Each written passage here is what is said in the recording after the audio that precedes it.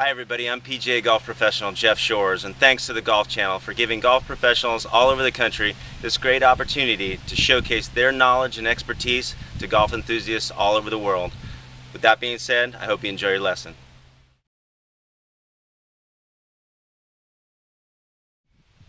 Alright gang, so you're ready to get better. You're working on your game. You're out on the range hitting balls. You're reading the golf magazine. You're watching the videos. You're doing everything you think you need to do in order to get better at this game. The problem is something's missing, and I'm going to tell you what's missing. That's the focus of our lesson today. The focus is on the ball flight laws. It's a matter of physics. You've got to have that general understanding before any of the lessons are going to kick in, before you understand what the teacher's saying. He's getting you into positions. You don't understand why you're getting into those positions. So we're going to focus on just that. We're going to focus on why we're getting into those positions, understanding them, and moving on from there.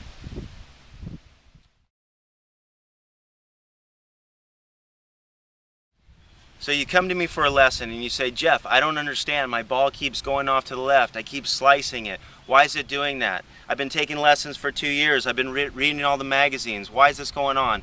The answer is very simple.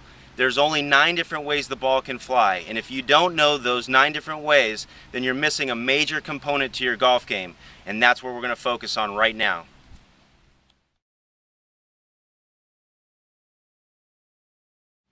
Okay, so now we've established that the ball can only go 9 different ways. Now that's something to hold on to. You can put that in 2 hands and hold on to it, okay? It's not 2 and it's not infinity, it's 9. And we are going to focus on those 9 ball flights right now. We've got 2 different factors going on. Number 1, we've got initial ball flight. That's where that ball can start.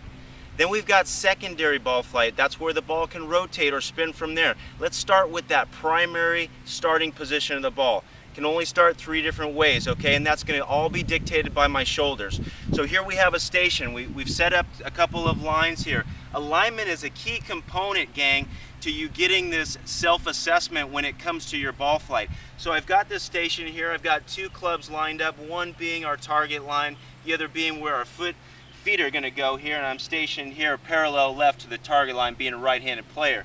So as I set up to this position, now I can actually establish some lines with my shoulders as to whether or not I'm square, open, or close to the target line. So those 3 initial starting points are going to start in relation to my shoulder position at impact.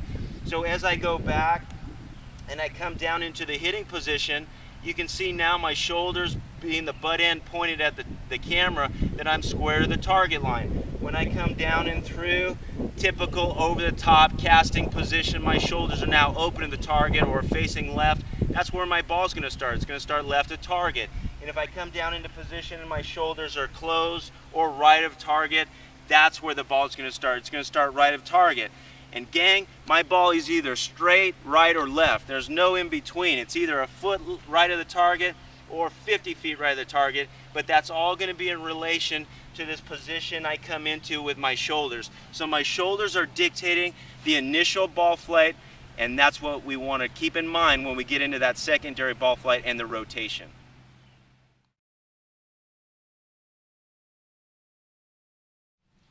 Alright, so now we've established what the shoulders are doing through the swing and how they're impacting that ball flight. We've got the ball starting right, starting straight, or starting left of target. Now we want to get into what the secondary ball flight is. What is that rotation and spin? We've all seen it. Balls fading, hooking, slicing. All of those factors are being caused by one thing and one thing only, and that's the club face position and impact.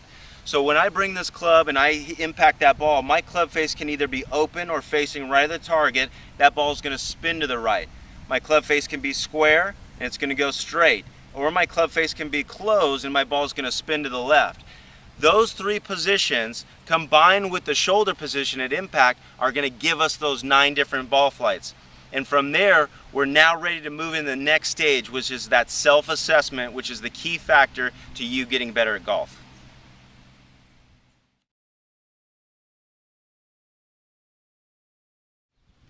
Okay, so now we've gotten to that point of the lesson that we've all been waiting for. We get to actually go out and hit golf balls and see what's going on. This is the part of the lesson I call self-assessment.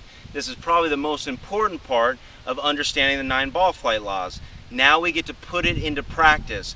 So I get to go hit some golf balls. I'm going to step into my station here. Come on in so you can see this. I'm getting set up. I got my proper alignment. I take my setup position. Now I'm going to go ahead and hit some golf balls. Okay?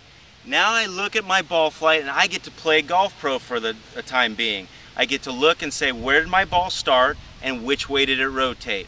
Wherever it started is in relation to that initial ball flight, my shoulder position at impact. Wherever it rotated had to do with club face position at impact. It's that simple, gang. Now you can take this knowledge, take it to the golf course, take it to the range. You can hit balls and know why the ball's doing what it's doing. This is going to make your lessons and your reading and the videos you're watching make a lot more sense. Now we've established the 9 ball flight laws, and now we are one step closer to really having that fundamental base on which to build on. So now when you see your club pro, or even before you see your club pro, you're down on the range, you're practicing, now you can do the self-assessment that you need to be able to do to actually get better at this game. I'm PGA golf professional Jeff Shores, and I want to thank you for being here.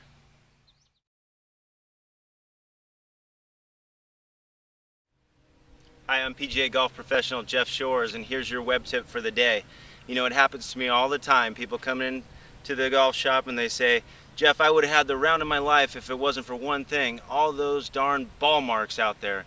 Well, guess what, gang? Unless you want to continue to be a superintendent's nightmare, this is the tip for you. Let's come on down and take a look. I've got a ball mark here on the green. These things are so easy to fix, gang. All you need is one of these, a simple ball mark repair tool, 2-prong, 1-prong, use a T, it doesn't matter. You just need to get down and fix these things. You get down, the ball mark's right here. I go around the perimeter. I simply put the ball mark repair tool in and lift up. Around the perimeter, around and lift, around and lift. Then I simply poke around the outside edges. This allows the sediment and that sand underneath to get in under that bubble to fill that up. Now I'm left here with this little bubble on top, and I can simply use the bottom of my putter to tap it down, and we're as good as new. I'm Jeff Shores. Here's your tip for the day.